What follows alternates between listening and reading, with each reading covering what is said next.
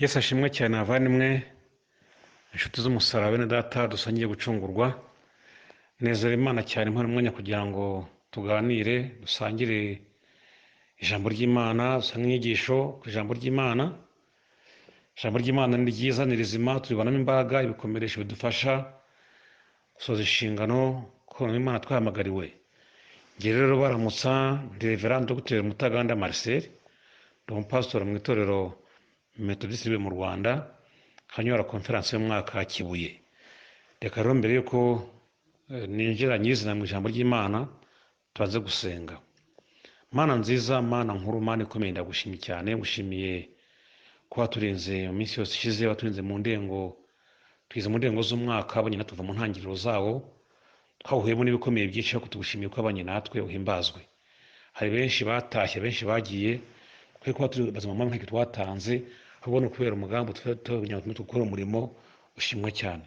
Nyuma rero Mana nza kugira umwanya ninjiyemo ijambo ryawe, ntabari ahubwo Mwuka Wera aze ambashisha nkoreshe kugira ngo ibyo mvuga bibashe kumfasha kumpembura, bashe guhembura n'abankurikiye. Urakoze ko ubyumvise, byose mbisabye Imana muzari Yesu umwami wacu, amen. Imana ishimwe cyane. Rero turi mu ndengo z'umwaka, kandi mu ndengo z'umwaka haba iminsi mikuru itandukanye, ariko by'umwihariko habaho umunsi mukuru wa Noheli. Ni umunsi ukomeye cyane mu buzima bw'abakristo, ku bayizihiza birumvikana, ko harimo n'abatayizihiza. Rero uwo munsi mukuru wa Noheli abantu bagiye impaka cyane bigendanye n'itariki tuwizihizaho, itariki 25 z'ukwezi kwa 12. Bamwe bakavuga bati Yesu yavutse ku itariki 25 z'ukwa 12, kubw'ibyo dukwiriye kwizihiza gukora umunsi mukuru ku iyo tariki. Abandi bati Yesu siho yavutse, nta n'impamvu yo gukora umunsi mukuru, nta n'impamvu yo kubizirikana, nta mpamvu yo guterana, ni umunsi nk'iyindi. Abantu bakajya impaka rero cyane ku munsi mukuru wa Noheli. Nagizeho ngo dusange inyigisho nabateguriye ishingiye ku iyo tariki 25, umunsi mukuru wa Noheli. Turebere hamwe, ese koko Yesu yavutse ku itariki 25 z'ukwezi kwa 12? Ese ubundi iyo tariki 25 ubundi ifite mateka ki? Imvo n'imvano yayo ni iyihe? Turebe ese ubundi uretse n'ibyo tariki tuko twemera ko Yesu yaje mu isi, yavutse nubwo bitakwira tariki 25, ubundi Yesu twemera ko yaje mu isi yazanywe n'iki? Niki yaraje gukora? Ubwo rero turasanga inyigisho, tunarebe ese ubundi kuri uwo munsi mukuru iyo tariki 25 z'ukwezi kwa 12 abantu bakwiriye kwizihiza bati, bari kubyitwaramo bati. Imana ishimwe cyane. Reka rero turebere hamwe imvo n'imvano y'itariki 25 z'ukwezi kwa 12. Mu by'ukuri ibitekerezo ni byinshi, traditions ni nyinshi, ibivugwa ni byinshi kuri iriya tariki 25 z'ukwezi kwa 12. Ubundi bivugwa yuko iriya tariki shingiye ku mateka uko avuga, bivugwa yuko ubundi umwami w'abami Aurelian wategekaga ubwami bw'Abaroma yayigennye nk'itariki ikwiriye kubaho umunsi mukuru, bakajya bizihiza basenga izuba, kuko mu bihugu bitandukanye abantu babaga bafite imyizerere yabo n'ukuntu basenga. We rero asanga bakwiriye kujya baterana bagasenga izuba ridatsindwa, ibyo bita soleil invaincu, bagaterana rero bagasenga, cyangwa se bagaterana si no gusenga, ahubwo bakora iminsi mikuru, bakarya bakanywa. Bigatuma rero uwo munsi iyo tariki bifata neza uko bashatse, ariko mu by'ukuri bagamije gusenga izuba, kuko yafataga nk'aho rero iyo tariki cyangwa se izuba rifite umumaro mu isi cyangwa se mu bwami bwe. Kubw'ibyo rero iyo tariki ayiha agaciro. Uwo munsi iyo tariki 25 z'ukwa 12 bagaterana, bagasangira, bagasenga izuba nyine uko babishoboye, cyangwa se uko yari yarabigennye. Ariko kandi iyo tariki 25 z'ukwa 12 nubwo baterana gutya bagasenga izuba, nyuma yaho bagakora n'iminsi mikuru, bakarya bakanywa, ariko nyuma yagiye tariki mu mwaka 274 nibwo iyo tariki yemeje ko cyangwa se uwo mwaka yemeje ko bakwiye baterana nyine bagasenga izuba. ariko nyuma mu mwaka wa 336 nibwo noneho umunsi wa tariki 25 z'ukwezi kwa 12 umwami w'abami Constante yagennye ko ikwiye kumwa umunsi wo gusenga yemera Kristo ko bagiye baterana bagasenga, ndetse bumvikana yuko uwo munsi ukwiye kuba umunsi wo kwibuka yuko Yesu Kristo yavutse, umunsi mukuru wo kwibuka ivuka rya Yesu, Christmas cyangwa se jour de la nativité cyangwa se bita Noheli. ubwo rero babyumvikanaho nk'abayobozi b'itorero yuko uwo munsi iyo tariki 25 z'ukwa 12 waba umunsi aho kuba umunsi wo gusenga izuba, ukaba umunsi noneho wo kwibuka ko Yesu Kristo yavukiye mu isi, cyangwa se ko Yesu Kristo yavutse. ubwo rero mw'uwo mwaka 336 niho noneho guterana umunsi mukuru nyirizina wa gikristo, umunsi mukuru ukwiriye gusenga bishingiye ku myizerere ya gikristo, ariho uwo munsi noneho wemejwe ugasimbura umunsi wo gusenga izuba. aho kandi hari n'ukundi bikavugwa yuko harimo avuga yuko na mbere yuko Constante yemeza uwo munsi cyangwa se iyo tariki 25 z'ukwa 12 akagira umunsi abakristo bakwiye guterana, hari n'avuga yuko na mbere yaho bateranaga abakristo bari barabaze bagatekereza yuko ubwo Mariya ajya gusura Elizabeti, Mariya yatwite, ko ku itariki 25 z'ukwezi kwa 3 Mariya ajya gusura Elizabeti, ariko hari ku itariki 25 z'ukwezi kwa 3. bakatekereza yuko rero nyuma y'amezi 9 25 z'ukwezi kwa 12 Yesu akavuka. kubw'ibyo bakavuga yuko rero Yesu yavutse ku itariki 25 z'ukwezi kwa 12, bityo na mbere bakaba barateranaga bashingiye kuri iyo mibare. ariko nyamara kandi birebye neza abandi bakora imibare bakavuga bati ntabwo Yesu yavutse icyo gihe mu kwa 3, kuko birebye ukuntu abashumba baragishishije amatungo yabo, ubona ko hari mu gihe cy'imicyo, hari mu gihe izuba riva, bakabihuza ahubwo n'umunsi mukuru Abayahudi bajyaga bizihiza umunsi mukuru w'imiganura, umunsi mukuru wa Sikoti, ahubwo bagasanga byasatira mu kwezi kwa 9 ko ariho uwo munsi mukuru, ko ariho Yesu yaba yaravutse. byose rero ni ibitekerezo abantu bavuga, ariko mu by'ukuri nta muntu uzi neza itariki Yesu yavutseho. ni ibintu bagenda bashakisha, ariko itariki ntizwi, na cyane ko uwakoze kalendari tugenderaho biba ko yikoze mu kinyejana cya 6 nyuma y'ivuka rya Yesu Kristo, mu mwaka wa 6 nyuma y'ivuka rya Yesu Kristo, kandi gutangira kubara ahereye mu mwaka wa 6 bakavuga ko yibeshye ho imyaka 6, abandi bavuga imyaka 5, abandi 4. Kuri ibyo rero itariki nyirizina Yesu yavutseho ntabwo izwi. ntabwo abantu bakwiriye gucana imanza ngo bashwane kubw'iyo tariki 25 z'ukwa 12. ntabwo rwose Yesu Kristo ariho yavutse, ahubwo ikizwi neza gihamywa neza ni uko umwami Constante aribwo yemera Kristo ngo bajye baterana basenge, bibuke ko Yesu Kristo yaje mu isi cyangwa se yavukiye mu isi. Imana idufashe rero. amateka bivugwa ni byinshi ku itariki 25 bigendanye n'ibya Noheli, ariko byose ni ugukeka, nta itariki nyirizina izwi. aho ngaho nagira ngo bansobanure gakeya kumva n'imvano y'itariki 25 uriya munsi mukuru twita Noheli. ariko reka tunarebe twibaze nk'abakristo, ubundi iriya tariki cyangwa se kuvuga kwa Yesu twizihiza, ubundi Yesu aza mu isi mu by'ukuri n'iki cyakimuzanye, ni cyangwa se n'iki yakoze mu kuza kwe, n'iki cyakimuzanye, misiyo yibanze yarimuzanye ni yihe? Yesu ubundi icyari kimuzanye cya mbere yagira ngo acungure abantu, bishingiye kuko Bibiliya ivuga yuko abantu bose bakoze ibyaha cyangwa se bari barakoze ibyaha ntibashyikira ubwiza bw'Imana, nk'uko tubona mu Maroma 3:23 ko abantu bose bakoze ibyaha bashyikira ubwiza bw'Imana. Kubw'ibyo rero ibyo byaha cyangwa se abantu hariho urusika urukuta relationship hagati y'abantu n'Imana, ubwo busabane hagati y'abantu n'Imana bwari bwaracitse bitewe n'uko Adamu yari yacumuye ku Mana, yari yasuzuguye Imana. Yesu rero yaje kugira ngo acungure abantu, akize abantu ibyaha, abazamwizera bazakizwa ibyaha byabo, nk'uko tubisoma muri Matayo igice cya mbere umurongo wa 21 tuhasome.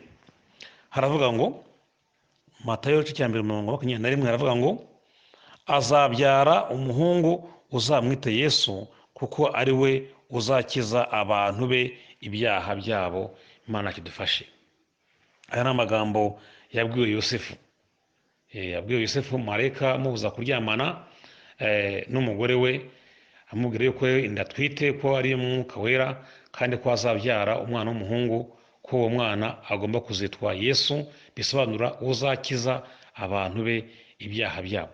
Rero misiyo y'ibanze Yesu yamuzanye ni ugukiza abantu ibyaha byabo. Uwizeye Yesu akizera amaraso ye, akizera ko ari umukiza, kubw'ibyo ngibyo uwo muntu umwizeye akamwakira mu bugingo bwe akizwa, ababarirwa ibyaha bye. Imana yacu idufashe. Niyo misiyo y'ibanze yazanye Yesu, ni ugukiza abantu ibyaha. Misiyo ya kabiri yazanye Yesu ni ukugira ngo abe umuhuza w'abantu n'Imana. Yesu ni umuhuza w'abantu n'Imana. Reka dusome amagambo ari mu rwandiko rwa mbere rwa Timoteyo igice cya 2 umurongo wa 5. Timoteyo wa mbere cyangwa urwandiko rwa mbere rwa Timoteyo igice cya 2 umurongo wa 5. Twumve ko havuga. Haravuga ngo, Timoteyo igice cya 2 umurongo wa 5 haravuga ngo, ni Timoteyo wa mbere n'ubundi, haravuga ngo, dusome,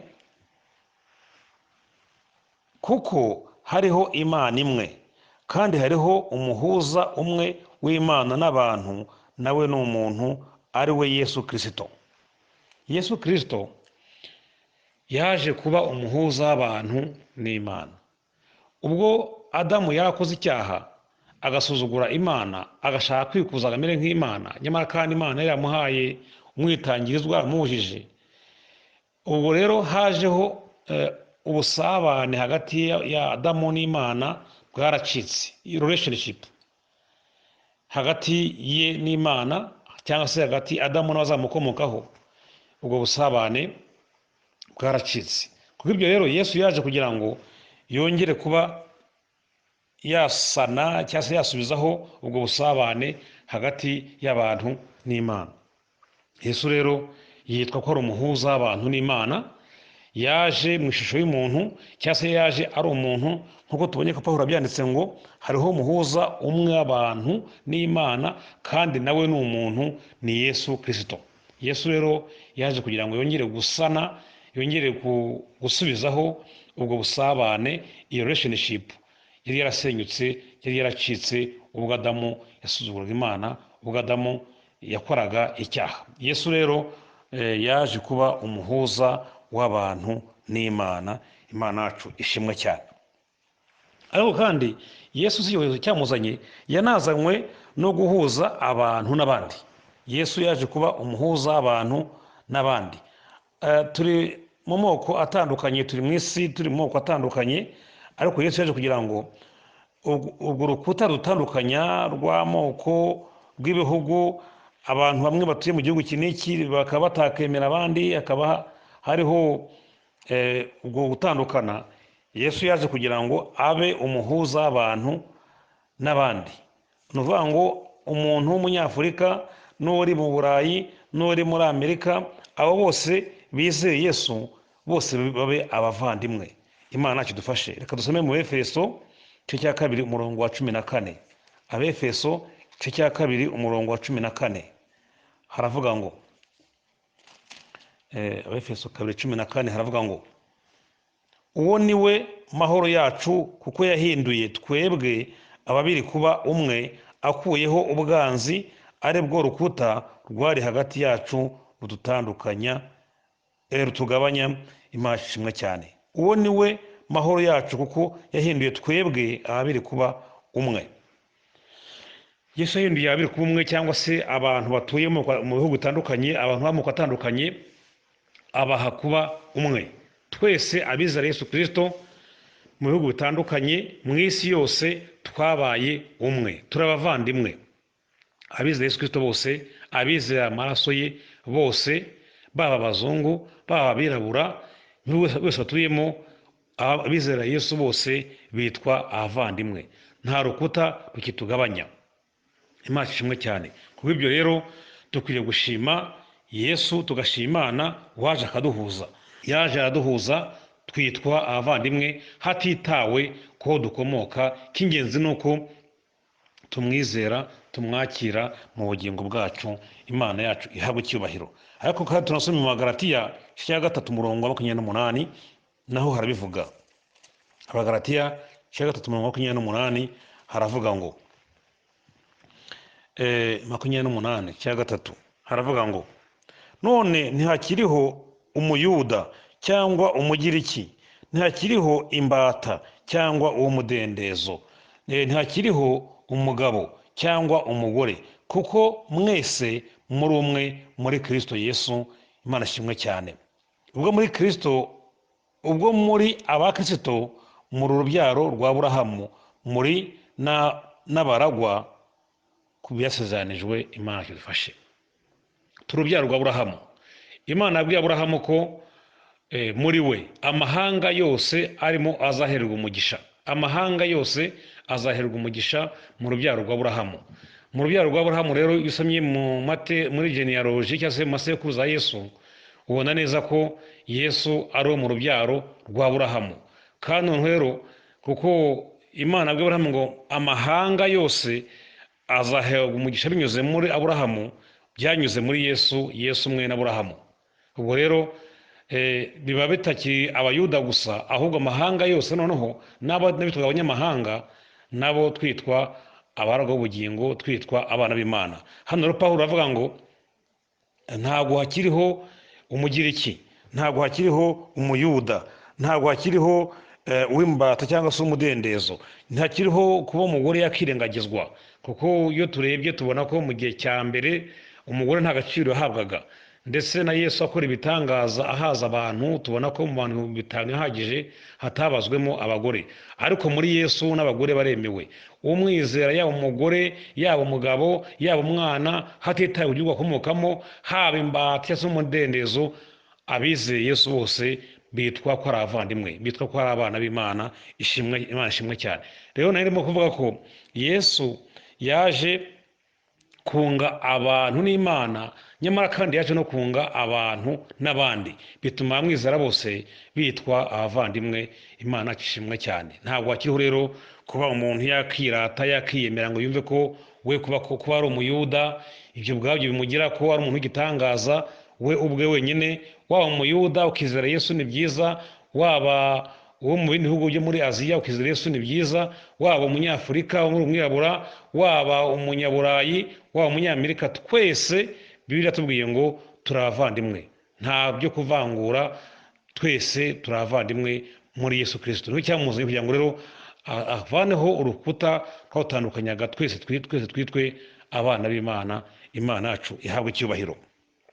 Yesu rero yaje kutubabarira ibyaha, kubamwizera, kubamwemera, ariko kandi aduhuza n'Imana, kubera Adamu yakoze ibyaha byari byaratumye nyine ubusabane busenyuka. Yesu rero aza kongera kubusana, noneho rero ubu ngubu hariho ubusabane hagati yacu n'Imana binyuze muri Yesu Kristo. Kuko yaravuze ngo icyo muzasaba cyose mu izina ryanjye muzagihabwa, cyangwa se mu yindi mvugo, icyo muzasaba cyose munyizeye ndi muri mwebwe muzagihabwa, muzakibona. Imana ishimwe cyane. Reka noneho twibaze ngo none se ko twumvise imvune imvano y'iratariki, ariko noneho twebwe tuyizihiza, twemera ko Yesu Kristo yavutse, ko ari n'umukiza wacu, nubwo iratariki atari yavutseho nyezina, ariko ko twemera ko yavutse, tukanizihiza, tugakora umunsi mukuru kw'iratariki. Ariko se mu by'ukuri abakristo Noheli bakwiriye kuyizihiza bate? Noheli akwiriye kuyizihiza bate? kuko ubona ko akenshi usanga abantu bagenda agateganya amafaranga, agateganya itungo azarya, agashaka imyenda azambara n'ibindi byinshi by'imyiteguro abantu bakora. Faranga karibye akavuga ati, ugasanga umuntu aguze umwenda mu kwa gatandatu akawubika ati nzambara mu kwezi kwa 10 kuri Noheli. Ugasanga umuntu ifaranga aragenda abika 1000 buri kwezi avuga ati kuri Noheli nzarya ikintu cyiza ntaga nkunda kubona, nzagishaka nkirye sangire n'umuryango wanjye.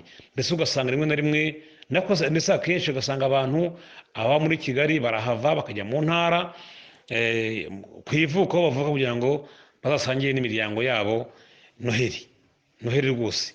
Ese koko mu by'ukuri abakristo bakwiye kwizihiza Noheli gute?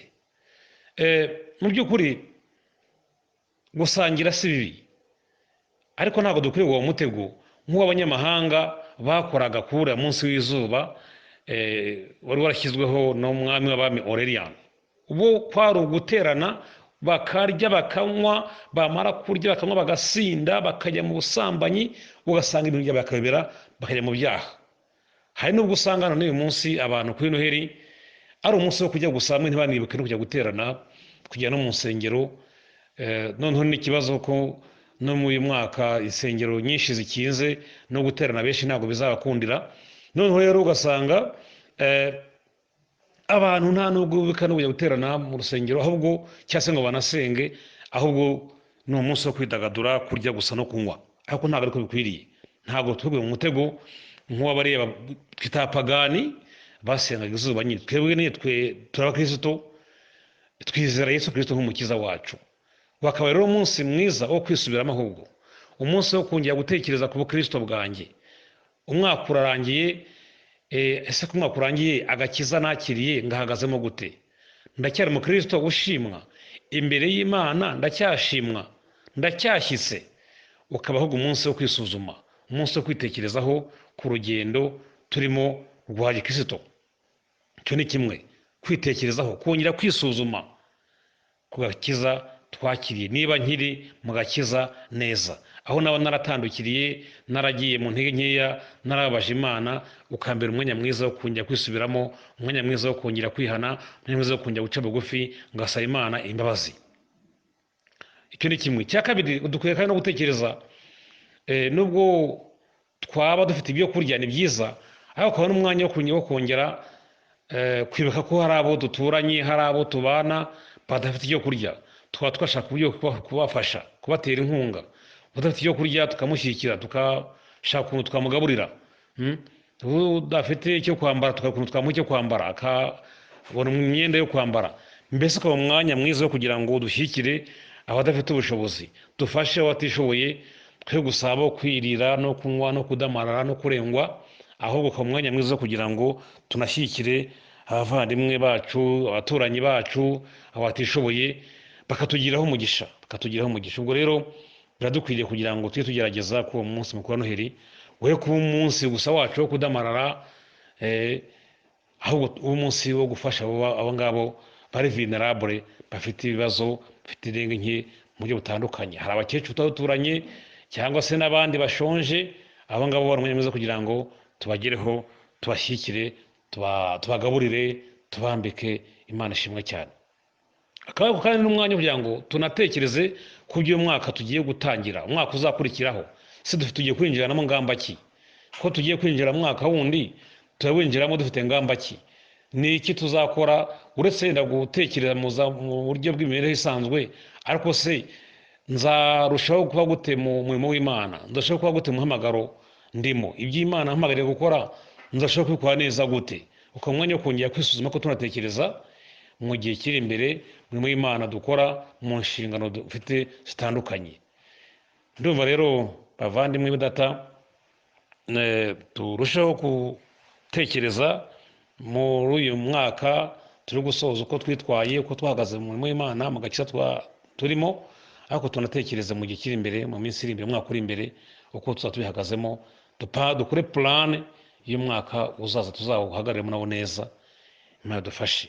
Reka rero dusenge Imana dusoze ino nyigisho yacu. Mana yacu, Mana nziza, Mana nkunda gushimye cyane, gushimiye ko watugiye neza, waturinze muri uyu mwaka turi gusoza.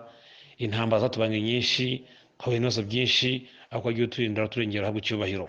Nuko rero turagushimye ko wagumye kubana natwe, kandi turifuza kugira ngo ukomeze no kudushyigikira. Umwaka uri imbere tugiye gutangira uzakomeze kubana natwe. Twahuye n'ibibazo bikomeye cyane kubw'icyorezo, byaradukomeranye mwami mwiza. Benshi mu bacu bararwaye, abandi barapfuye. Umurimo w'Imana wagiye udindira mu buryo bumwe cyangwa ubundi. Na n'uyu ngubu insengero nyinshi zirafunze Mana kubera icyorezo. Tugiye neza Kristo mwiza, turengere, udukirize igihugu. Yewe murengeze ubugingo bwacu, udukirize igihugu. Uhagarike icyorezo cya korona virusi, ukivane no gukora bishoboye mwami mwiza. Hafatwa ingamba zikaze, hafata imyanzuro ikaze, ariko Mana nziza, atari uwo tubereye maso ngo tube hafi, ufashe n'abantu gushyira mu bikorwa iyo myanzuro n'izo ngamba mwami ntacyakorwa. Tuguhanze amaso rero, utugire neza, udukirize igihugu, ukize isi Mana nziza, kuko uyu mwaka abantu benshi bagiye mu ntege nkeya, baracogoye kubera icyorezo. Ariko Mana nziza, wabishobora, kuko unabishoboye, wabigenza neza, ukavanamo icyorezo mwami mwiza, no kongera bakidagadura, bakisanzura, bakawukora umurimo. Utugire neza, kandi twiteho, utugenze uko ushaka nk'Imana. Urakoze kuba ubyumvise byose, imisaya Imana kuzigisa umwami wacu, amen. Telefoni yanjye ni 0788 576 637. Tigo ni 0728 576 637. Imana umugisha. Shalom shalom.